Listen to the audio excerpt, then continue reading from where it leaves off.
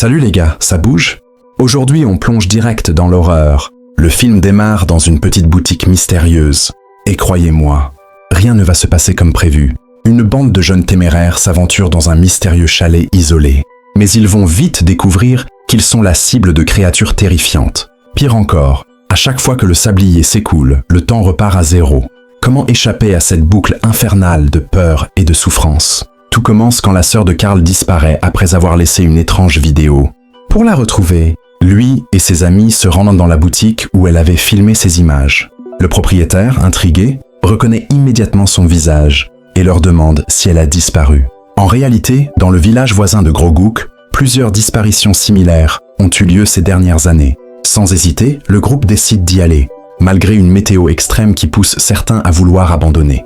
À peine arrivés, ils se rendent compte qu'ils ne sont plus dans un monde ordinaire. Même le sol semble différent. Nike pense que c'est peut-être un avertissement divin pour qu'il rebrousse un chemin. Mais quand Carl sort son téléphone, aucune barre de réseau. Résigné, il décide de passer la nuit dans un vieux manoir, déserté depuis 1988. Et l'ambiance y est glaciale. En fouillant, Max découvre des affiches mystérieuses. Derrière l'une d'elles, il tombe sur une série de portraits étranges. Et parmi eux, Mélanie, la sœur disparue. Pourtant, aucun numéro, aucune adresse, rien. Comme si l'auteur voulait simplement exposer ses victimes. De son côté, Lina trouve un vieux registre signé du nom de Mélanie. L'écriture est hésitante, déformée. Que lui est-il arrivé? Soudain, le sablier s'inverse de lui-même. Un bruit de moteur rugit dehors. Leur voiture a disparu, mais tourne toujours au ralenti. Ils partent chercher un téléphone fixe et tombent sur une cave lugubre. Étrangement, elle ressemble à un salon ordinaire, avec fenêtres, meubles et même un vieux téléphone datant d'un autre siècle. C'est alors qu'un cri strident éclate. 3 d'entre eux se font surprendre par un homme masqué. Belle tente de le repousser avec une chaise. Mais Megan est brutalement frappée au sol. Horrifié, Carl s'enfuit dehors, avant de tomber sur une silhouette sombre. Le sablier s'active de nouveau et, surprise, les morts reviennent à la vie. Le groupe comprend enfin, ils sont piégés dans une boucle temporelle. Chaque mort les renvoie au début. Mais ce cauchemar n'est pas une illusion. Alors qu'ils réfléchissent à un plan, des bruits étranges résonnent dans la maison. Une porte s'ouvre et, contre l'avis de ses amis, Carl l'ouvre en entendant la voix de sa sœur. Mais dehors, personne, à part une mystérieuse cabane en bois, surgit de nulle part. À l'intérieur, Carl découvre un vieil homme inquiétant entouré de poupées et de masques. Celui-ci lui annonce que seule la nuit passée en vie pourra leur rendre la liberté. Sinon, ils feront à jamais partie du rituel.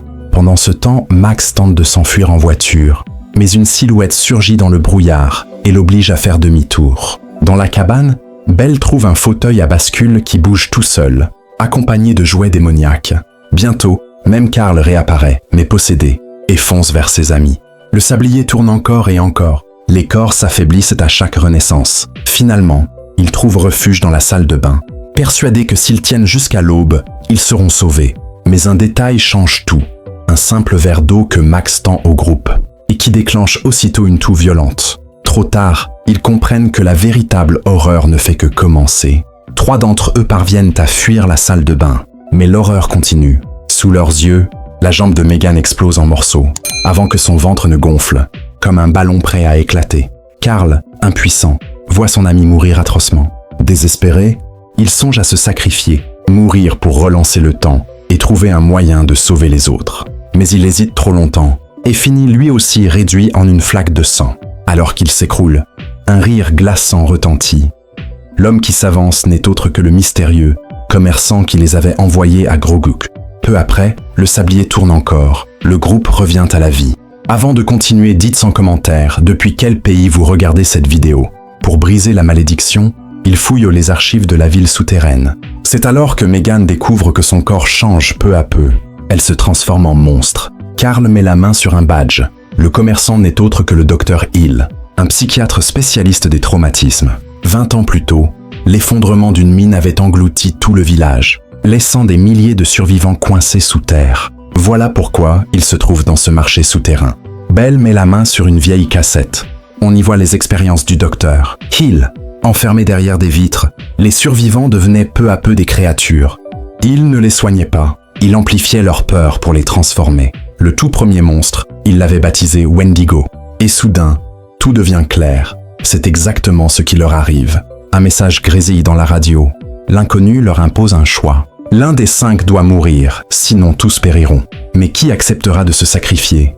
Au même moment, Megan, guidée par une étrange force, découvre une carte du village et comprend que Hill se cache dans l'ancien asile. Sa voix retentit de nouveau.